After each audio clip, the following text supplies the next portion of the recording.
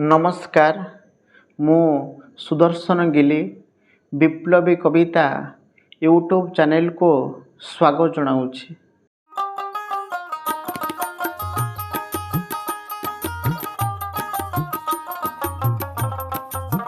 आजिर प्रसंग होछि आमे कौन पाई कि रागु।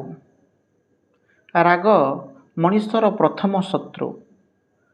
मनीष जेतेबेले बहु परिमाण रे रागी जाए सेतेबेले से काहाकू कौन कहे निजे मध्य जानी पारे ना।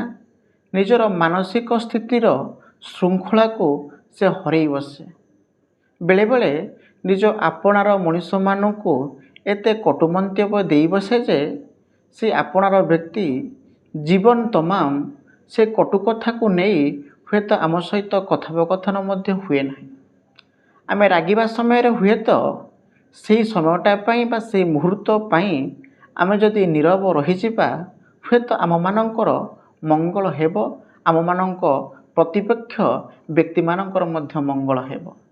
आमे कौन पाई रागु। प्रथमतः यदि मिछ कथा गुड़िक आमे सह्य न करि पारो ताहले आमे माने रागु। आम पारिपार्श्वरे थिबा मनीष माने समयानुक्रमे आम मानक विरुद्ध रे अन्य मानक पाखरे अनेक गुड़े मिछ घटना कही थांती। जेतेबेले से मिछ गुड़िक बहु परिमाण रे आमको प्रभावित करिथाए, आमे जेतेबेले ताहा सही न परिथाओ आमे बहु परिमाण रे रागी जाइथो। गोटे छोटिए उदाहरण, आमे जेतेबेले कर्मक्षेत्र रे कोनोसी कार्य रे लिप्त थाओ आम पारिपार्श्वर लोक माने आम ना रे अनेक गुड़े मिछ घटना गुड़िक सत भाव रे आमर उपरस्थ कर्मचारी मानक पाखरे परिप्रकाश करिथांती। आम उपरस्थ कर्मचारी माने मध्य ए कथा को सत भाव रे ग्रहण करि नियंती। ग्रहण करिबा परे आमर जदि बा कोनोसी प्रकार दोष सतिरे न थाए आमको आम उपरस्थ कर्मचारी सबुबले गंजना दियंती।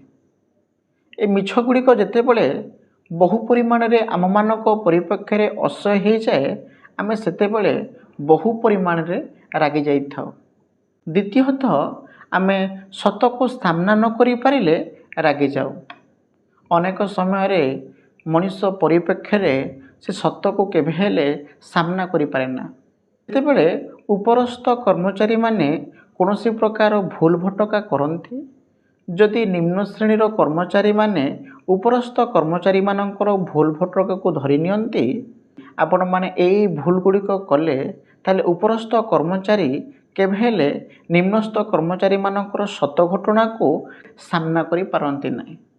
जहा फलरे ऊपर पदवी रे थिबा से बाबू जनक निम्न स्तर पदवी रे थिबा बाबू माननको बहु प्रकार गाली गलौज करिथाए। आमे माने जो समय रे रागी जाउछे हुए तो सही समय तक अत्यंत जदि नीरव रहिबा ताहाले आम मानकर मंगल हेब, आम चतुर्पार्श्वरे थिबा मनीष मानकर मंगल हब। ये आलोचनाटी जदि तुम मानक किछि मात्रा रे प्रभावित करिवो ताहाले मो चैनल को सब्सक्राइब करिवे, लाइक करिवे, शेयर करिवे एवं निजस्व अभिमत निश्चित भाव प्रदान करिवे।